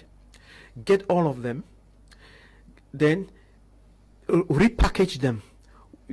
Refresher courses with all these other teachers from India in terms of experiments and so on, machinery. Let them get up to speed, so that they can be able to run experiments in their schools and show children how things work. Is it making some sense there? Then many of them who are arts oriented, you try to see what kind of professional courses they can take to be useful. And then you get many of them to study, whether you are arts, you get many of them to study things like agriculture, which we really need to beef up. But because you want to switch many of the children, the 70% of the children, 70 to 80% of children who are studying the art subject, switch that so that the 70% becomes technology and science oriented, so that you have only 25 to 30% arts oriented. Yeah, so you have to switch it around. But how do you appreciate the fact that when we look at a cross section of those who are in secondary schools and university, a majority of them are doing arts? Because walking the broad way is easier to walk the broad way. You know, because sciences are not as difficult. They are very easy. And once you know how the sciences work, you don't have to, let's take mathematics or physics. You don't have to memorize anything. You just have to know the principles. You see, when you are studying those subjects, it's not like history where you have to say, oh, Napoleon Bonaparte did this and this and then he killed 20 people. No, you don't need to do that. You need to understand principles. For instance, the heat exchange. You need to understand the principles of heat exchange. Once you understand the principle of heat exchange, you will understand why when you put your pot on the fire, it boils. You will understand why this air conditioner is working, and when you and how the heat is being exchanged, and so on. Then once you have understood that, you will understand. You don't have to memorize the difference between the air conditioner in a house and the air conditioner in a car. They're working on the same principles. Are you getting? It's all about principles. So once you do that, and then you actually practically show children how it works, they cannot forget. For instance, when I went to secondary school the first time, our introduction to physics, there was one big yellow book like this from Nigeria, and there was an experiment that was demonstrated to us. It's called the collapsing tin experiment. Okay, you see like this metallic tin for oil tin. I'm sure you know what I'm talking about. If you take an empty tin like that, and then you put some water in it and put it on a fire and heat it, when it's boiling, if you put a cork on it, you take it off the fire, for instance, and stand it, and it's still hot. You put a cork on it, and you throw cold water on it, the tin would collapse. Are you getting what I'm saying? So they did that experiment, and then they explained to us why the tin collapsed. Is the atmospheric pressure. Once you are heating the water comes up and drives out the air molecules, okay? And then when you cool it, the water molecules condense back into water and therefore create a vacuum. And then the pressure inside it drops. So the atmospheric pressure collapses the tin. So when a child sees that, they will never forget what atmospheric pressure is. It becomes very clear. So instead of trying to theorize to them what atmospheric pressure is, you see, very simple things. Okay, very simple things. But this same system that we seemingly are saying is not good has produced some of the best guys. The best guys that are doing great things around the globe. Good. Once we are talking of a thing, right, you always have to keep statistics in mind. Okay. If you take 100 children, or let's take a good number, let's take 1,000 children, and put them in a school system and just give them the books and say, with no teachers even. I said no teachers, probably a little bit of guidance. On their own, they will be able to work and work and work and work and work. And then you would find out that at the end of the day, might be 20% of them would pass the GC. They would do well. 20. It's a natural group of children who will be able to pick it up. So even though we are talking of people studying in the bad system, you have that 20% who still make it because they are able to go beyond what the teacher says. They have more imagination and more creative powers, so they make it. Are you getting what I'm saying? It's not because they make it that the system is good. When you want to say the system is good, you have to demonstrate that 70% of the children make it. Okay, can provide solutions. Yeah. But if 70% of your children are in the quartier, you're failed. Okay. Good evening, Mr. Kum and Doctor. Please, is the government listening to you? Wasted knowledge. What a shame to the curriculum developers. Merry Christmas to you guys. Thank you very much. Anne is writing from Limbeck. Good evening to you too, Anne. How I wish Dr. Nick opens a practical hospital and attach it to St. Louis, especially during this period of crisis. This will also create jobs from those who graduated from his training school. Matthias is writing from Bamenda. Okay, Doctor is getting you. Good evening, Mr. Liu. I'm always edified listening to Dr. Nick. I am Ako Fedi in Boya. Okay, Ako, thank you for writing. Good evening. Doctor, I pray God continues to use you to talk sense in this nation of ours. I do really love this program. Thank you. Mohammedu writing from Tico says, good evening to you in the studio. Dr. Nick, I salute your patriotic moves I have witnessed on various media platforms. Sir, may you explain better to me and maybe any other person out there the meaning of professionalism in our education. Okay. G. Lucas, excuse me, Gay says that good evening. What doctor is saying is not completely right. If we truly want to make a change in our educational system, it would require that policymakers change from the type of policy being made, no matter the type of idea you have to change Cameroon. Once policymakers find it's not in their interest, they won't accept it. What we have is to first of all change policies governing business creation. Recently, I observed the American government question Mark, the owner of Facebook, on monopoly. This alone tells us that your idea of money is not just what one needs to make. Okay. Lucas should be writing from my 16. Good evening to you. Good evening, Mr. Liu. Dr. Nick has seen nothing wrong with the killing of a chief, but condemns what Chief Moja is doing. It's time to see. Okay. Molafako is writing from Limbe. I don't know where Dr. Nick talked about that. Good evening, Mr. Liu and Dr. Nick. I'm Rosabelle from Defang. I'm really enjoying the program, especially the way Dr. Nick is responding to your questions. Okay. Good evening, Mr. Liu and panel. I'm glad to hear what our own doctor is saying for Cameroon development. But I think Cameroon should try first by looking for ways to reducing tax for a common man, because it makes development difficult in Cameroon, just like the Nigerian parliament sat and was looking means of reducing tax. It's Foba Roland writing from Bomenda. Good evening, Mr. Liu. Evening to Doctor. My question is, what can be done now that many of us are roaming the streets with degrees? That takes us practically nowhere. Ayuba is writing from Bastos in Yaoundé. Dr. Nick has just given me an idea this evening, which says identify what people need, produce, and sell to make money. Thank you, Dr. Nick. This is Joseph Fominiam writing from Limbe. Doctor, I have a project on beans production, toothpick production, and currently I'm working on tiles production, but I don't have funding. Am I an entrepreneur? Thanks. Sue Francis is writing from Bomenda. Okay, this one says, good evening, Mr. Liu, especially greetings to me, Dr. Nick. On board, the truth is our government has failed. God appointed time, they will be disgraced.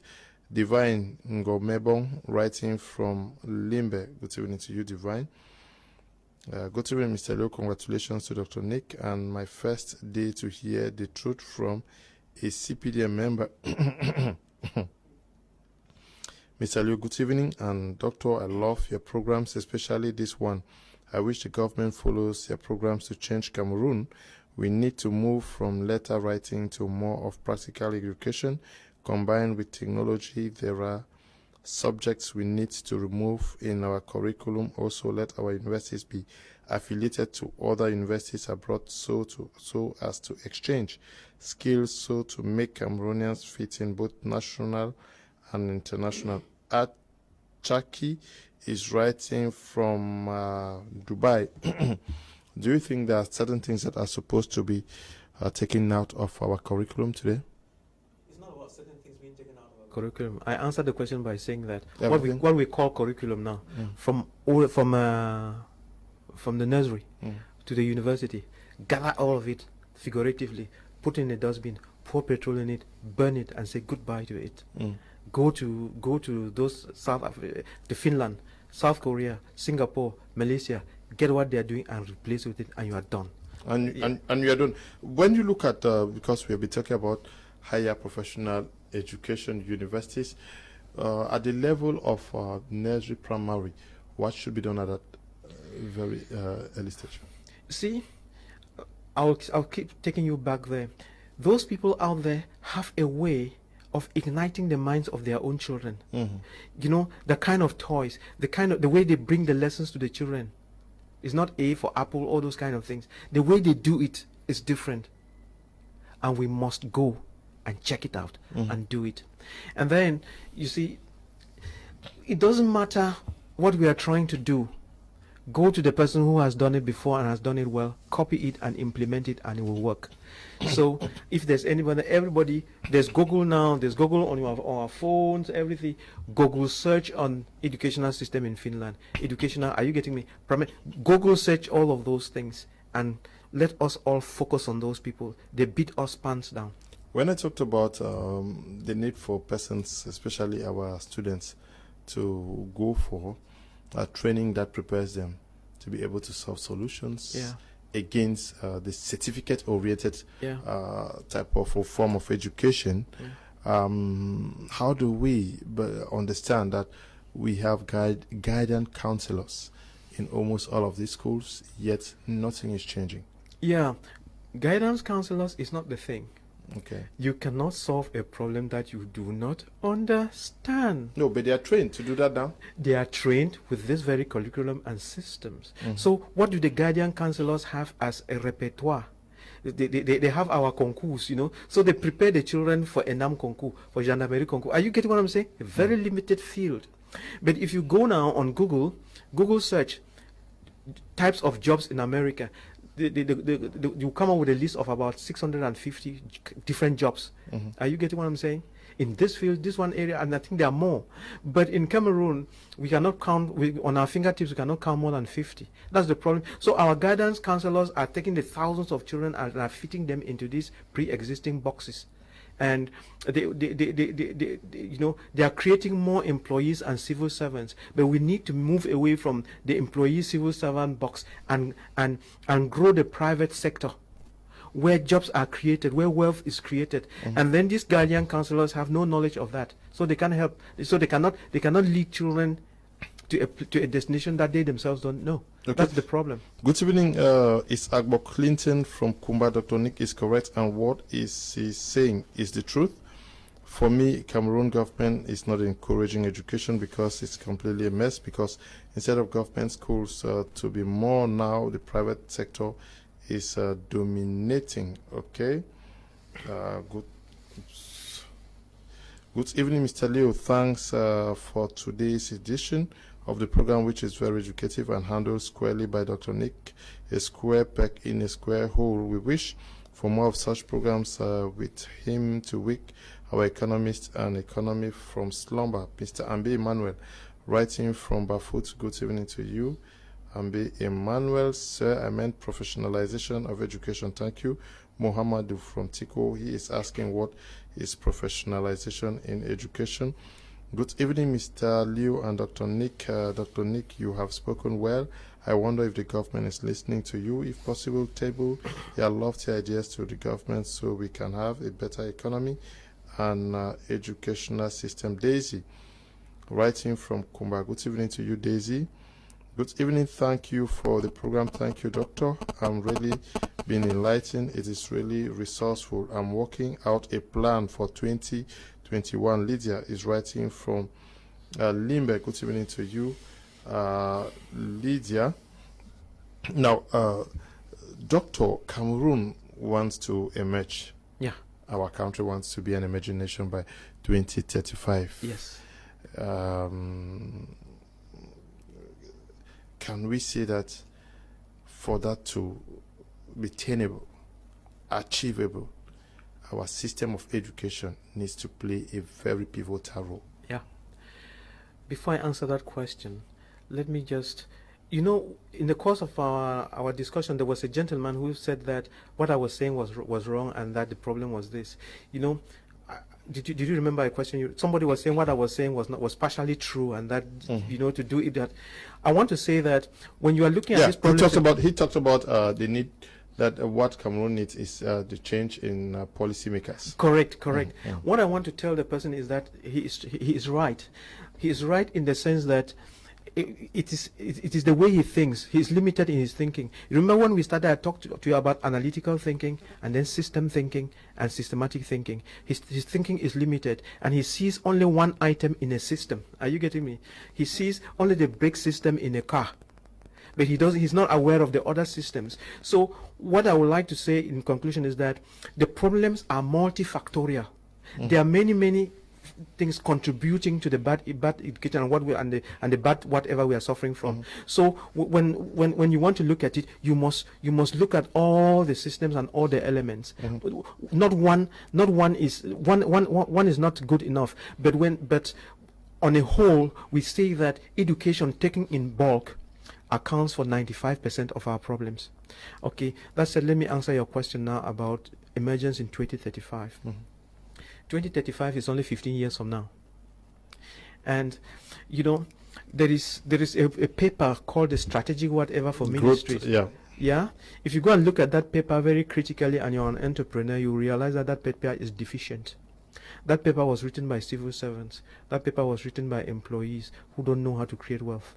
When you go look at it, it would not, that the whole thing doesn't answer our problems. It was written by people who just did it on contract. Are you getting me? But don't know how to create wealth. When you read it between the lines, that's what you see. And then what I will also want to say is that if we continue to do what we are doing now, 2035 will come and nothing will change. And then when we say emergence in 2035, what exactly do we mean? What do we mean by emergence? We can go and bring all the Chinese companies to come and build our roads so that we have super highways and super airplanes, and then, you know, we just had a mall, a shopping mall. Let us have a shopping mall in every village and make it super, so that when you are living here in Cameroon, it's as good as being in Paris. That will not be emergence. Yeah. You would think it's emergence because there are those externalities you see and you think it's emergence. No. Emergence means that you have built your country, you have built your economics, and you have built your people, and that all this building is done by your people, and that you are earning more money than you are wasting. That's what emergence means. Emergence means you are mature enough to solve the majority of your technological problems, managerial problems, growth problems, all of this by yourself. That is, it should be done by your children. If they are going to be done by Indians and Chinese, you have failed. There's no emergence. Yes, but how do we situate our system of education in that? So that's why we are saying that the educational system must change. And while talking about the educational system, let me show you something. You remember those PhD people who are crying in the ministry all over the whole place? After that, when they were given jobs, they came out with a banner. It's a disgrace. Let me show you one mistake that we made. Listen, those were PhD professors, right? Who are teaching something, whatever, I don't know what they are teaching. PhD professors crying. Why were they crying? They were crying because they are unable to create jobs for themselves. Are you getting the point? And then the ministry took them over and gave them jobs to go to the universities, and they will be given amphitheaters loaded with 1,000 children each to train in what they know and are not useful. Is it making some sense? So what they are doing is they are like weed, multiplying their kind, which is not useful. So today we had one person crying that he didn't have a job and didn't know what to do with his certificate. Then we gave him a classroom and gave him 1,000 youths to spoil. So he is messing up with the lives of 1,000 youths, and instead of dealing with one person crying today, tomorrow we'll be dealing with 1,000 people crying. Are you seeing what I'm saying? Because those children, if the professor cannot do anything with the degree he has now, then the 1,000 he is training will be more of a headache. Okay. Good evening, Mr. Liu. I'm watching your program. It's very educative, and for Dr. Nick, he's doing a great job. The education system in Cameroon, I think, has been promoted by our very Cameroon elite who don't seek different knowledge. How long have we used this curriculum? The teachers need to propose new things to be implemented into the system of education. It's only in Cameroon and Africa where children are still taught how to draw insects' life cycle and draw the heart. We don't need those things anymore. technology is what the children need, and the MPs who have the power to make these changes in the system should speak the truth and stop being selfish, because their children are probably not in Cameroon. Thanks. Black is writing from the United States of America. Okay, good evening to you, Black. I'll take. Good evening to you in the studio. I like Dr. Nick's ideology of economy building. I wish I could have Dr. Nick in the studio every day because he's very inspiring. Dr. Nick, okay. Greetings, Mr. Liu. I'm loving the program. Please, can you ask the doctor to repeat the names of those books, please? I'm Makolo Solomon Ngoe, writing from Limbe. Okay, the books are on the screen. 2 of them are on the screen. You can get the names from there. Though there is another one that says why C students. No, that's the other one. That's Robert Kiyosaki there. Okay. On the screen already you have Robert Kiyosaki, why A student. The book to the left, Why and then the thinking. Yeah, the other 2 books that are missing, they'll be coming soon. There's No Excuse by Brian Tracy, and then the 7 Habits of Highly Effective People by Stephen Covey. Okay. Good evening, Mr. Liu. It's nice being with you people today. And this program is an educative program. I'm God will, also live Prince Afrique from Elak Oku. Good evening to you. Good evening, Mr. Leo. Thank to you, Dr. Nick. I really enjoy the program. Thanks for opening my head. So many things. Good evening, Mr. Leo. I'm Yega Risky from Bamenda. My problem is, where can I get this book? Thank you. How to get rich? Where can they get it? They're in the bookshops in Bamenda. I don't want to call names. Just check them up in the bookshops in Bamenda. Okay. Tata writing from Bui Division. Good evening, sir. I wish to know from Dr. Nick when he talks of burning down the old program and bringing in the new system from the sample countries. Who should go and bring them to Cameroon? I'm sure the government should do that now. Hello there, good evening. All this can be possible with money, but we see Cameroon does not have the finances, okay? No, that's not an excuse. I agree with Doctor. The white man did not give us the right education. They taught us how to read and write. They hide the creative side so that we can't something out of what we have, but to import what they are creating. Edwin is writing from Bangu. Good evening, Mr. Leo. Doctor, inspiring talks. Our system needs change to be more entrepreneurial in nature. Teachers qualified and our economic policies revised. Mr. When you listen to some of the teachers express themselves, you will notice the system is a mess. Ambassador Eric is writing from Limbe. Mr. Liu, the definition of an entrepreneur, in which that my brother said, I would really like him to define it again, please. Okay. What I can say about teaching is that at first children were learning with good care, but now teachers are equal to students. They were taking students as their sex partners. Okay. Good evening. From Soa, I am Tanto Gilton. I really love your program, but I hope our government will reason with Dr. So change can return to Cameroon. Good evening, Mr. Leo. And Toro from Tico is Mr. Bia. The problem is Bia. Okay. They say we used to have Secretary General for Public Works. The mayor of Tico today is the best. Okay. Good evening, Mr. Leo. This is Basil in Yaoundé. A handful of Dr. Ngwanyam's rate Cameroonians emergence will be in a geometric progression. More grace. Doctor, how I wish you were on Prime. Most often, we unfortunately cannot read all the messages. There are so many.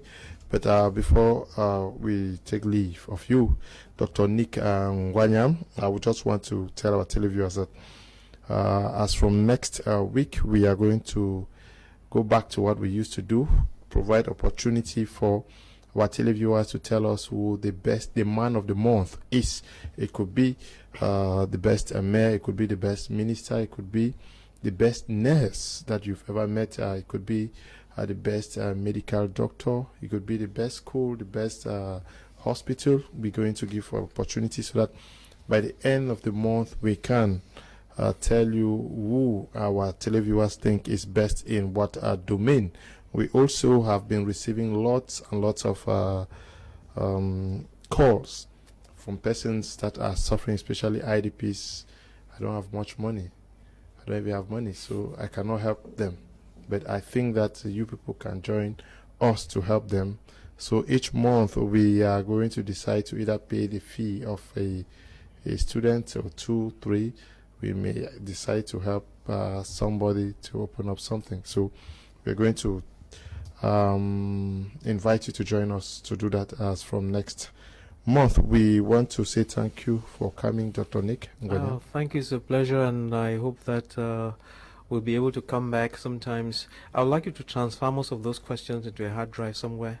We can pick the questions and look at some of the interesting ones and try to develop them to help the people. Okay. Yeah, we were kind of like just brushing over issues now so that people understand. Yes, but many persons are saying that they would love to have you and persons like you on this platform, so that we do more of. I think these topics are not always politics. No, we need to, like I said, we need to get some balance. We've been talking politics, arguing about sterile things all the whole time. We need to grow the economy, okay? Because, for instance, we sit in a place like Bamenda. Everybody sees the Igbos growing. Everybody sees the Bamilekes growing, but the ordinary Bamenda person doesn't seem to be going anywhere. We need to open up people's minds so that they see what happens. They grow. It's not by magic. They do things, and so we need to kind of like bring in a new mindset so that people see that they have got to wake up from sleep and do things. Okay. When you sow, you reap. Okay. We want to thank you all who took time off to watch the program. Thank you to you, Eli and Desmond. And we can only say stay blessed. Bye-bye.